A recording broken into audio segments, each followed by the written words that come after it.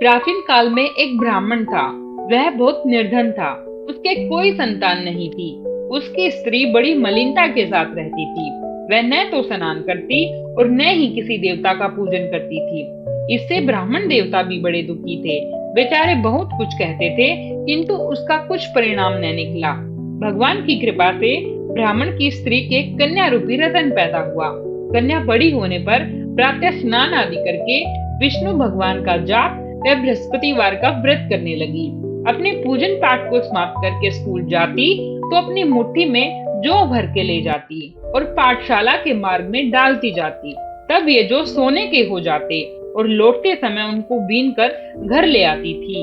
एक दिन वह बालिका सूप में सोने के जौ को फटक कर साफ कर रही थी तो उसके पिता ने देख लिया और कहा कि हे बेटी, सोने के जौ साफ करने के लिए तो सोने का ही सूप होना चाहिए। दूसरे दिन बृहस्पतिवार था। इस कन्या ने व्रत रखा और बृहस्पति से प्रार्थना करके कहा, मैंने आपकी पूजा यदि सच्चे मन से की हो तो मेरे लिए सोने का सूप दे दो। बृहस्पति देव ने उसकी प्रार्थना स्वीकार कर ली। रोजाना की तरह वह कन्या जौ फैलाती हुई जाने लगी। जब लौटकर जौ बीन रही थी तो बृहस्पति देव की कृपा से सोने का सूप मिला। उसे वह घर ले आई और उसमें जौ साफ करने लगी, परंतु उसकी माँ का वही ढंग रहा। एक दिन की बात है, वह कन्या सोने के सूप में जौ साफ कर रही थी। उस समय उस शहर का राजपुत्र वहां होकर निकला। इस कन्या के रूप और कार्य को देखकर मोहित हो गया तथा अपने घर आकर भोजन तथा जल त्याग कर उदास होकर लेट गया। राजा को जब इस बात का पता लगा तो अपने प्रधानमंत्री के साथ उसके पास गए और बोले, हे बेटा, तुम्हें किस बात का कष्ट है? किसी ने अपमान किया है अथवा कोई और कारण हो सुख हो, मैं वही कार्य करूंगा जिससे तुम्हें प्रसन्नता होगी।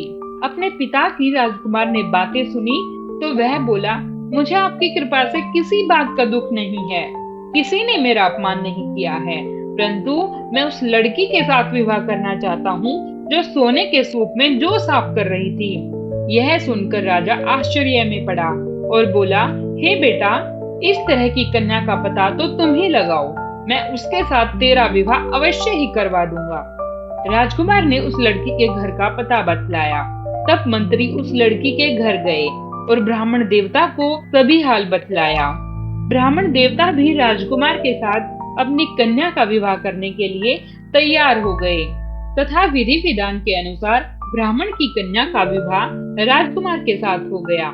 कन्या के घर से जाते ही पहले की भांति उस ब्राह्मण देवता के घर में गरीबी का निवास हो गया। अब भोजन के लिए अन्न भी बड़ी मुश्किल से मिलता था। एक दिन दुखी होकर ब्राह्मण देवता अपनी पुत्री के पास गए। बेटी ने पिता की दुखी अवस्था को देखा और अपनी माँ का हाल पूछा। तब ब्राह्मण ने सभी हाल कहा। कन्या ने बहुत सा धन देकर अपने पिता को विदा कर दिया। इस तरह ब्राह्मण का कुछ समय तो सुखपूर्वक व्यतीत हुआ, लेकिन कुछ दिन बाद फिर वही हाल हो गया। ब्राह्मण फिर अपनी कन्या के यहाँ गया और सारा हाल कहा तो लड़की बोली, हे पिताजी, आप माताजी को यहाँ लिवा लाओ, मैं उन्हें विधि बता दूंगी जिससे गरीबी दूर हो जाएगी।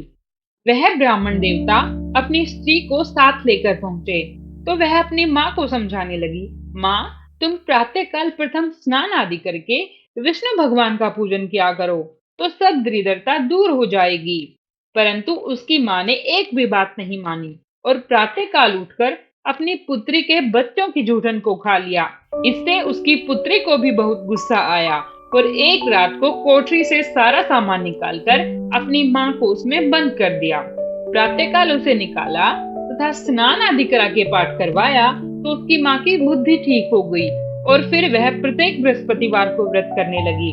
इस व्रत के प्रभाव से उसके माँ बाप बहुत ही धनवान और पुत्रवान हो गए और बृहस्पति जी के प्रभाव से इस लोक के सुख भोग कर स्वर्ग को प्राप्त हुए। बोलो बृहस्पति देव की जय, विष्णु भगवान की जय।